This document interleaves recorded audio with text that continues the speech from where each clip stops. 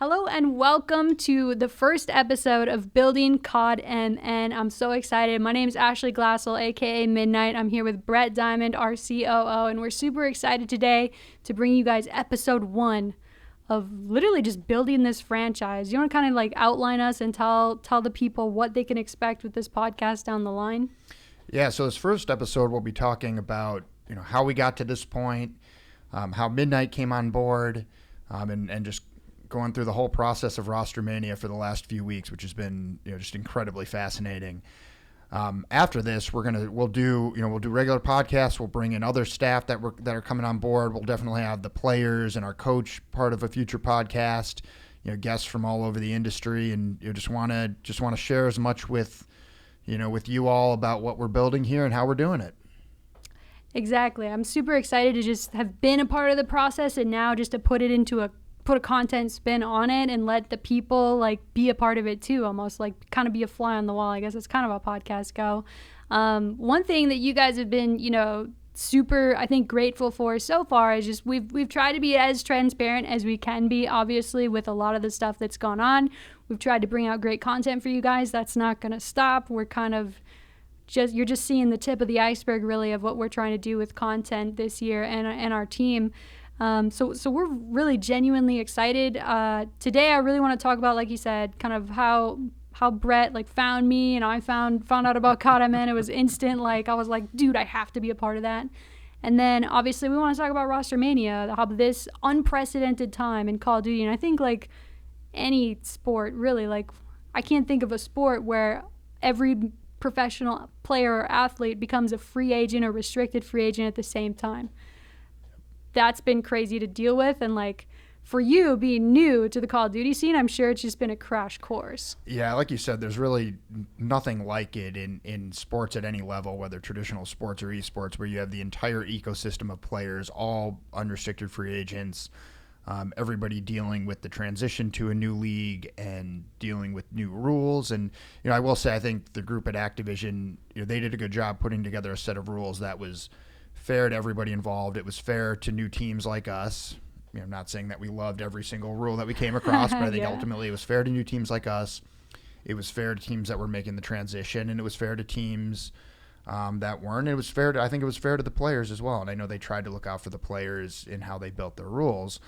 We'll see over time how different teams, different approaches that we've seen over the past few weeks, how that ladders up to when the actual matches start being played. Yeah, that's what's going to be really interesting. So my favorite part of Rostermania, this is obviously, I was a part of Optic Gaming for so dang long, almost a decade, but I was never an integral part or chooser of any major decisions that happened with rosters. So I always kind of knew about Rostermania stuff, Hector would let me know. But this is a situation where I've been an integral part of the process, and it's so much different. There's so many layers that people don't know about, and I don't fault them for it. You don't know what you don't know. But seeing the Reddit threads and Twitter, and everyone's already putting power rankings out based on rumored teams. It's just the excitement around it's really awesome, and that's obviously another part of the reason we want to do this podcast. Seeing everybody kind of build their own teams, it's almost like fantasy. It's not really like that. On the back end, there's a lot of rules, there's some restrictions, there's so many factors that people don't even think about. One of the things that I kind of did during the Rostermania period was I was talking to the players a lot. They all kind of knew of me in the community. Maybe we're not BFF for life, but they knew of me. I was a familiar face to an organization that kind of needed the dots connected. So yeah, I think it was definitely better that their first call was from Midnite than from Brett, some guy. Yeah, I don't know who that guy is. Yeah, and I think a lot of the other franchises may have struggled with that because a lot of them have that Overwatch experience. Mm-hmm. We don't, so you guys are truly fresh. So yeah, I think it's interesting, Ashley, maybe talk a little bit about what our cadence was of you would talk to the players first, and then and then we would I would come filter in, them. Brian would come in, we'd have what those steps looked like. Yeah, so obviously there were time frames that we could do this. Obviously after Champs, I think it was a week or so after Champs, there was a period in time where I think the existing teams like Team Envious becoming Dallas and Splice becoming Toronto, they had a week's time where they could sign the players that were already on their roster. Interestingly enough, I don't think anybody got signed during that period, to my knowledge. But during that week, although we couldn't sign any players, that was when I could start talking to people. So if I could, I'd screenshot you guys my calendar of who I talked to, when I talked to him, how long I talked to him. I have an entire notebook over there in my backpack of notes of each player. And one thing that if you guys want kind of like insight into how the player calls went, it was me getting on the phone with it could be a tier 1, tier 2, tier 3 player. I asked pretty much all the same questions, gave them all the same spiel about our franchise. And it's usually weighted in 3 things for the player. It's how much am I going to make? Who am I going to get to play with? Where do I got to go? All 3 of those things are weighted differently for everybody. It's definitely important for us to have our players. We train here, we live here, we play here. Maybe during the off season they do go home like traditional sports. I don't think, a ton of the Vikings players are hanging out, after the season. They're probably seeing their families and everything after a long grind. But yeah, I think it's pretty common, and we really believe in the infrastructure that we have. Obviously, as someone who's super content-minded, like having the players around to be able to shoot stuff, keep you guys in the loop, that's so important to us. And so, yeah, a majority of players were willing to move, but guys who kind of have, I guess they feel like, and maybe this is definitely rightfully so, but they feel like I'm going to play with who I want, where I want, for the amount of money I want. And we ran into that, right? And that's I think, cool. If you can swing it, do it, man. And some of them could swing it, and then what we ended up seeing is some of them could not swing it, and they didn't end up where they wanted to be or in a position that they wanted to be in. So one thing about our current players that we have, the core 3, I walked in here before that period of time where I could start talking to players. I walked into an office with Brett and the ownership group, and we had a printed out scatterbrained notepad that I had printed from my phone, and it was a layout of, because what you want to do is you want to take duos or trios and kind of keep them together, especially if they're successful together. And Assault and Silly were on that list for me. Obviously last year with their team last year, it was a rough year. They had just won champs, and then they transitioned into, a tough adjustment to the new game and a tough adjustment to the roles on their team. And I knew that, but I also knew that these guys are pretty freaking consistent over time. Especially, I think Silly is so underrated as well, just stats wise and just as a person. I think he's a great person. So I had them down, right? And I obviously, I think you remember me talking to you about here's this player and he really doesn't like this player, so you wouldn't want to match them, but here's these 3 or here's these 2, and then this is what we would want to do with them.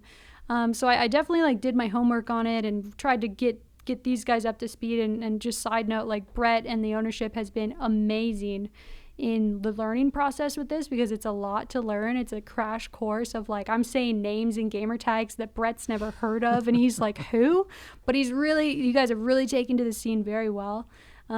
You're starting really to good teacher. Yeah, true. I mean, I was able to be yeah, so here's what happened in the last 8 years with this guy. It was kind of, it's easier to hear that instead of trying to Google and figure it out. And we were really impressed by your level of detail and organization and how you approached it. And I think that's what gave us all confidence that this was the right path to go forward, and that we wanted you leading these discussions with players for us. Yeah, and I think that kind of translated decently well. I'm definitely not a know-it-all type of person, but I at least can hold my ground in a conversation, and especially when I'm telling people about how great our franchise is, how great the ownership is, and how great the infrastructure is.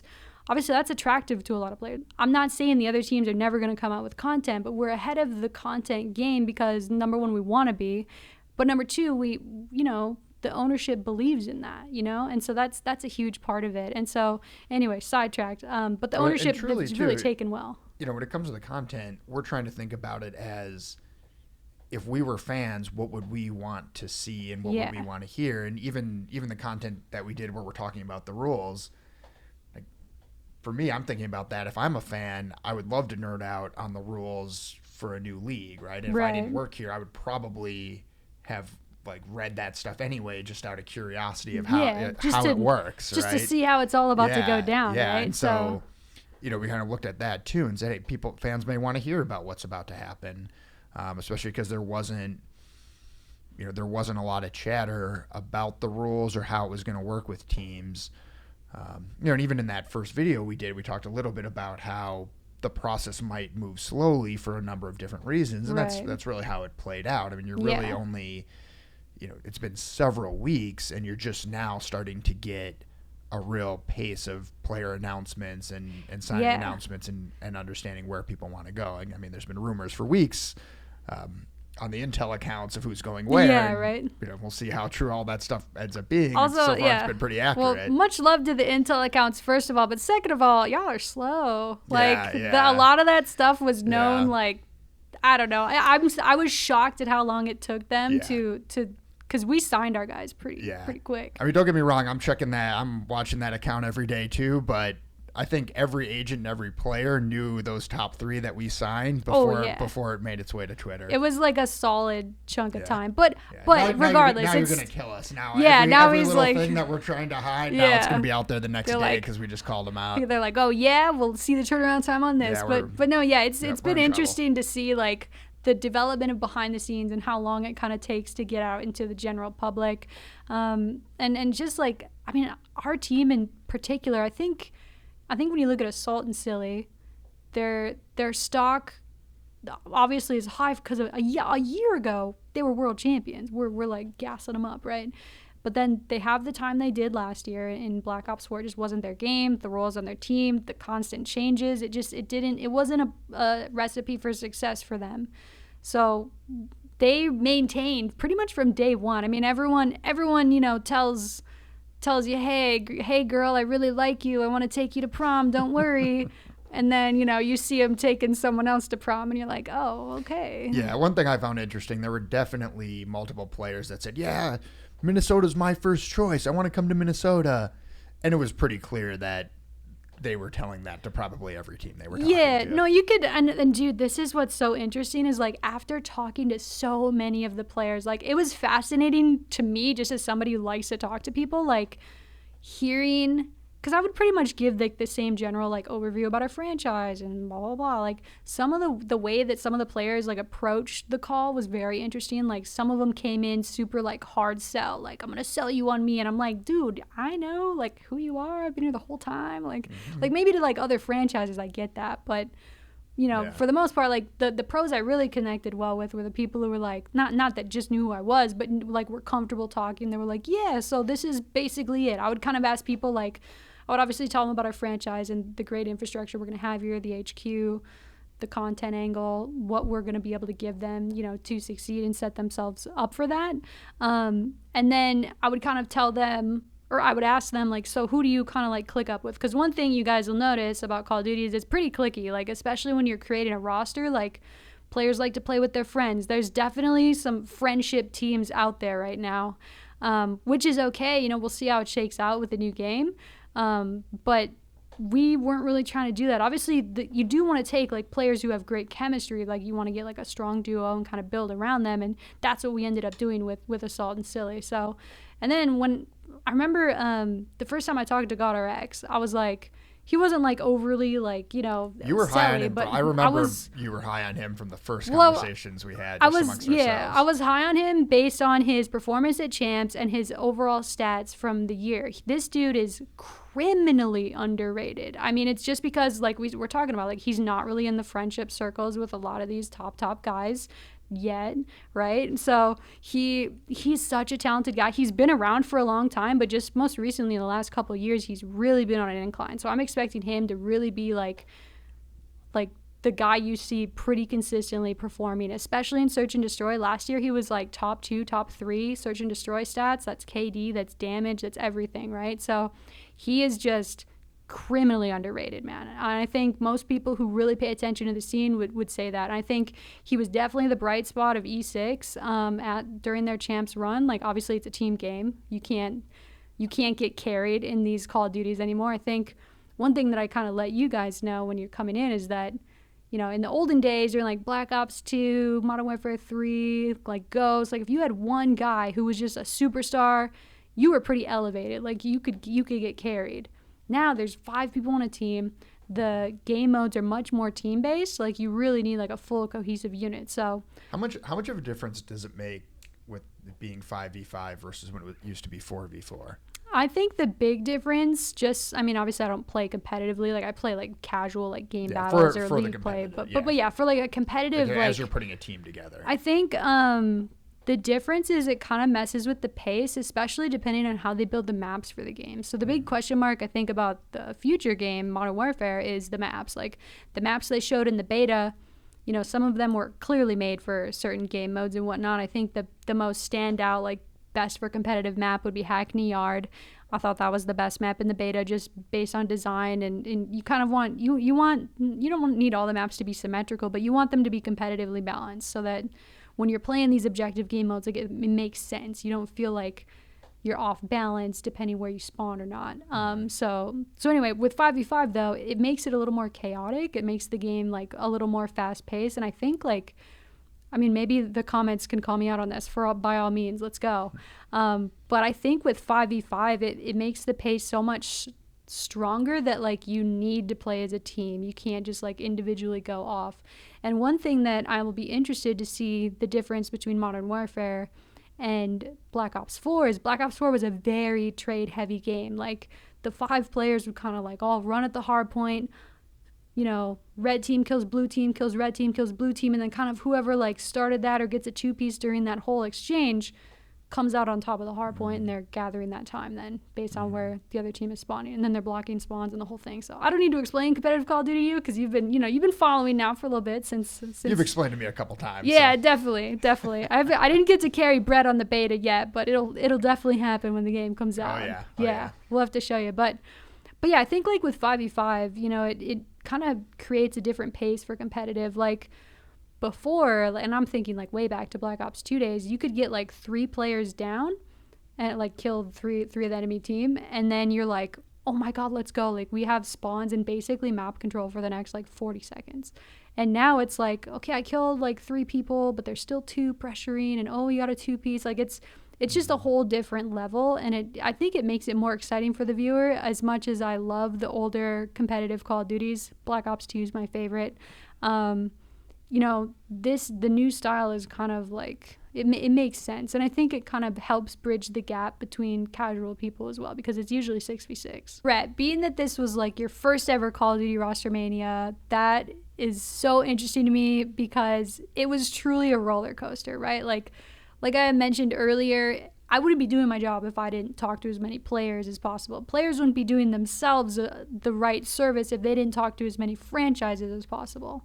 So everybody's dating around in Rostermania. The people think like the teams, they're like, oh yeah, and then Midnite just went and got these guys real quick. Like there is such a huge process to it. There's agents, there's players, there's preferences. You were hustling too. I mean, you were talking to a lot of players. You were really working the phones. Oh, super. I mean, you have to find out everyone's situation. What do they want? Does it work with us? Like if you don't do the due diligence to talk to the people that you want to talk to, then you are always wondering like, oh man, well maybe that's a missed opportunity. Like maybe we were able to get this guy with Assault and Silly and blah, blah, blah. Like you have to talk to everybody. And like I said, every player should have talked to every franchise if possible.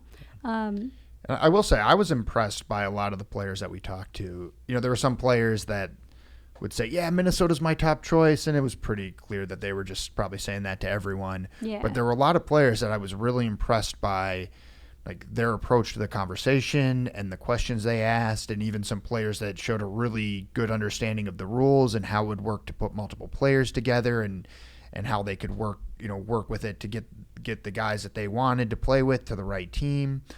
And so I was impressed by the vast majority of guys that we talked to, and enjoyed just having those conversations and learning about what makes them tick as players. Yeah.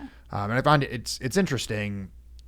I think, you can correct me if I'm wrong, I'm pretty sure the first player that I talked to on the phone that you pulled me into the conversation with was Assault, right? Early on.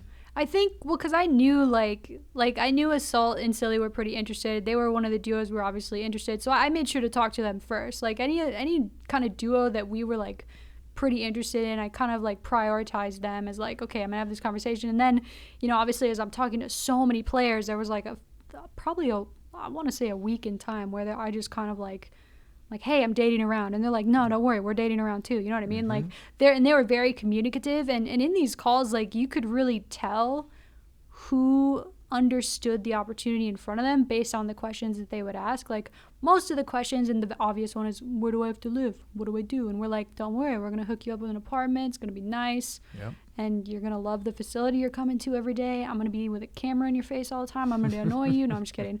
But no, like, we have great content plans is basically what I'm saying. But yeah, so like, talking to players, and they would just be like, oh, okay, like, just kind of blasé about it, maybe just not understanding, you know, not only how to value themselves, but what to ask for their future. And then you had different players who were thinking 4 or 5 years down the line. They're like, hey, I don't want to play forever.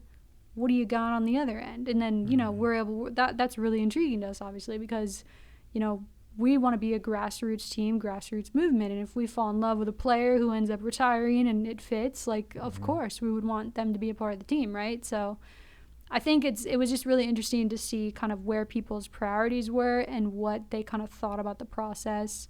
And do you remember, like, having a favorite player call, or not really? Is it all just kind of like one that was maybe most interesting to you?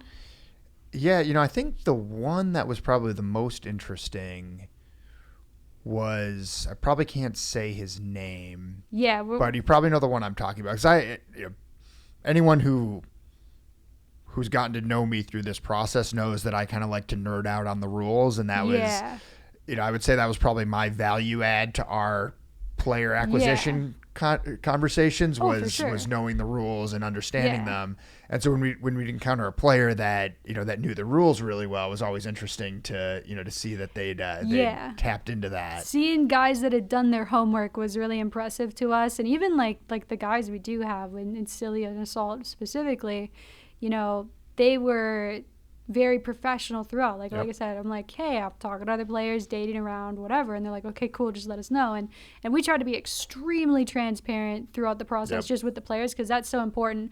We did, here's a little bit of tea. We're obviously not going to say any names or of players or teams that aren't us or players that aren't announced under our banner yet. But we have got iced a couple times. We basically were like, yeah, you're a got left at the altar. Yeah, I got left at the altar a little bit. Like, we thought we had a date to prom, and then last minute they show up with another girl, and you're like, oh, like, you didn't tell me that. Or, like, you know, you didn't tell me till the very last minute. So there were, and as you guys know, in Rostermania, like, time is crucial. It really is. The timing of everything. So if you get wrapped up in negotiations with players for, like, 3-4 days, that's, like, 2 weeks in Rostermania time, right, Brett? Like, we feel like we've lived like 3 lifetimes in the last month. Oh yeah. Well, the 1 a.m. phone calls and I think we had a conference call at 3 a.m. once to talk about a situation that had developed middle of the night. So it was. Yeah, I remember that. Yeah, this has been definitely been a 24-hour clock we've been on for a couple weeks here. Yeah, the ownership and Brett learned that esports is 24/7 pretty quickly. It's not 9 to 5. You can't just ignore your phone after 5 o'clock. It's a constantly moving and evolving thing. Yeah, there was one night where we thought we had made progress with a certain situation, and call it a night, you know, had a couple phone calls late, you know, 10, 11 o'clock. I fall asleep on my couch. At 1:15, I wake up to a buzzing of my phone with, again, can't disclose all the details, right? But it was a game changer for the situation we were looking at. Right. And so I look at my phone, and you know, Ashley and others are still going on the text chain. And it like took me probably 20 minutes to like wake up enough to chime in with, hey guys, let's hop on a quick call. This situation's changed a little bit. Yeah. And so I think we ended up going till about 3 o'clock in the morning that night. Yeah. Thank you so much for watching episode 1 of Building COD MN. Episode 2 will be out very shortly.